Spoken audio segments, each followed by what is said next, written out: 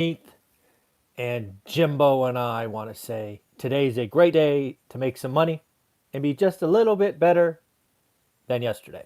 Anyways, hope you're having a good weekend. It is Sunday. I do believe today is Valentine's Day. So if you have got something, get something. If not, just wish your significant others a happy Valentine's Day and all of that. First and foremost, big news today. I was doing my goals session, which I will record in a couple of minutes, but we hit a record for our positive impact score. If you don't know already, something I've done here very recently is I've taken stock of everything I'm trying to do and really turned it on its head. A lot of other YouTube entertainers make it all about them. What are they getting? What are they doing? And that has always made me uneasy. I'm not creating this channel for me. I am creating this for you. So I'm not trying to trick an algorithm or anything of that nature. If you haven't heard already, right, the impact score ranges from views to book sales to reviews, signups, all of that. But most importantly, student deals. Yes, I create original content every day to help people change their financial futures. And today we set a record, and we set a record within 1 week. So without stealing its thunder, I will just leave that here. Look for the goals video later in the day. Next up, it's 6 weeks into 2021. And for some of us, 2021 has already gotten away from us. We've already become distracted by other things. We have forgotten the goals that we had set in the beginning of the year. So I just want to rewind the clock for a moment, take this 6 to 10 minutes and just remind us of all the things that have transpired in the last 6 weeks in the financial markets, realizing it is still plenty of time for us to take advantage of 2021 and set our future in a positive direction. Before I get into that, a couple of topics did catch my attention today. First and foremost, if you're in California, congratulations, congratulations, congratulations. It appears we have 1.5 million signatures to recall our governor. They do have to be certified or verified or whatever the correct term is, but we hit the minimum goal. It looks like there's a very good chance that we will have a chance to recall Gavin Newsom. Worst governor in the country, liar, thief, pretty boy. I mean, whatever you want to say, he needs to go. We need someone who cares about Californians, all Californians, and we can move forward instead of, saying big words on TV and looking pretty for the camera. So that's cool. Then I saw an article talking about the best states and the worst states to retire. I've got to click on that link, got to see what people are saying. It is always interesting, best and worst. I always try to dig into how they calculate it. Never really feel good about it. But hey, best and worst list, we got to take a look. So we'll go to the worst states first, get the negative out of the way. Worst states from number 50 to number 46. Alaska, Nevada, Washington, California, and Colorado. Apparently the West Coast, not a great place to retire. Best states to retire. Iowa, West Virginia, Arkansas, Mississippi, and Florida were the best. So interesting. Got a note from Tall Paul that he just ordered my book. Let me know what you think.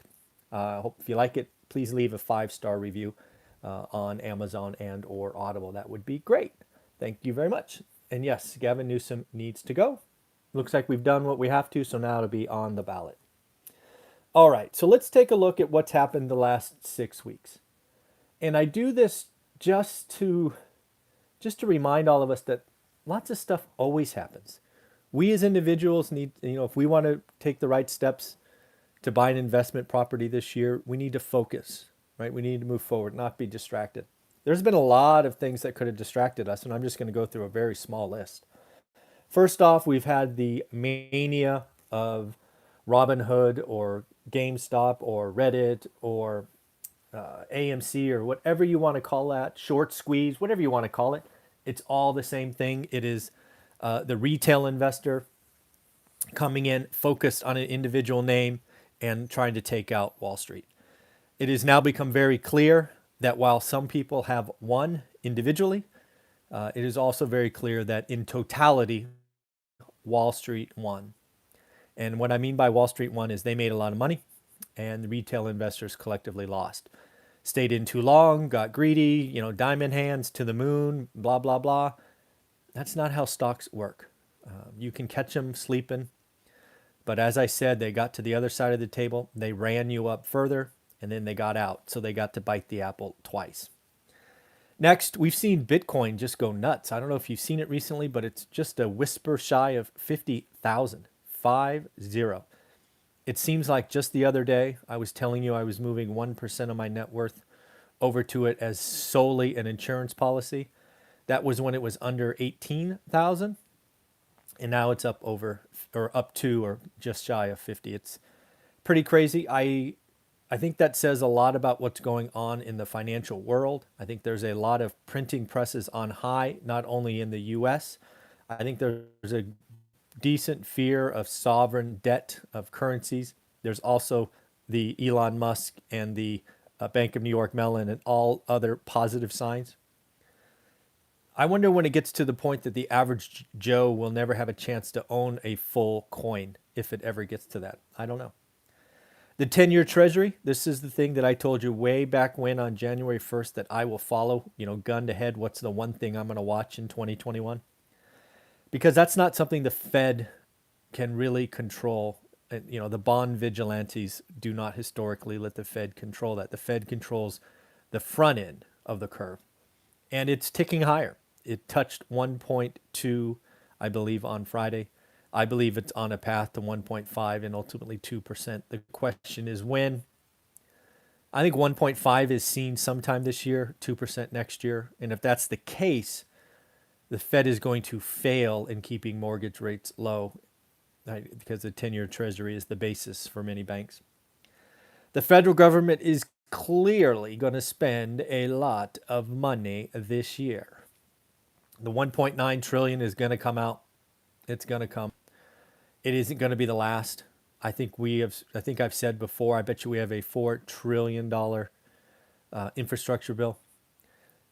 A lot of the federal government, the Treasury, Janet Yellen, is saying that she's going to focus on employment. That's not, I got to be careful how I say this.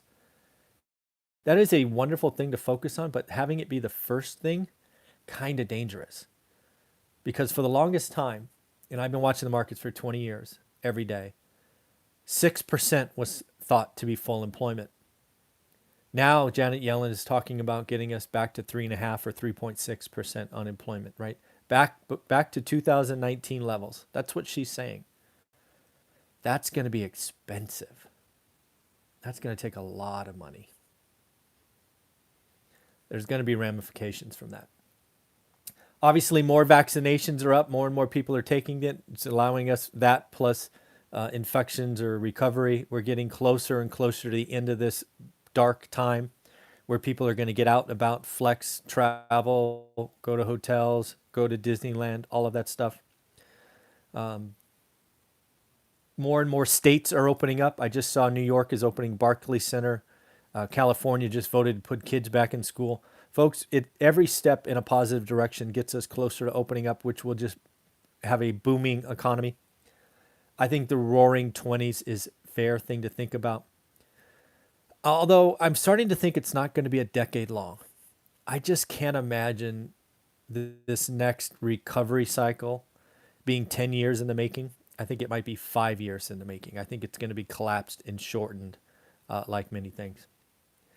New construction of single-family homes are up, but construction companies or builders are telling you we got a problem. Lumber is up 110%. That cost is being passed on to buyers. We have a real problem there. And of course, we have the Fed continually trying to talk down inflation. CPI is an utter joke at this point. It is so manipulated, it is not important. Lumber, I've just talked about, up 110%. Gas is up, food is up, rent's up, home prices up. I mean, all the things that you and I need every day are up. The fact that they're trying to tell us CPI is below 2% is criminal, in my opinion. So at the end of the day, we are 6 weeks into 2021. Lots of stuff always goes on. The summer will be here before you know it.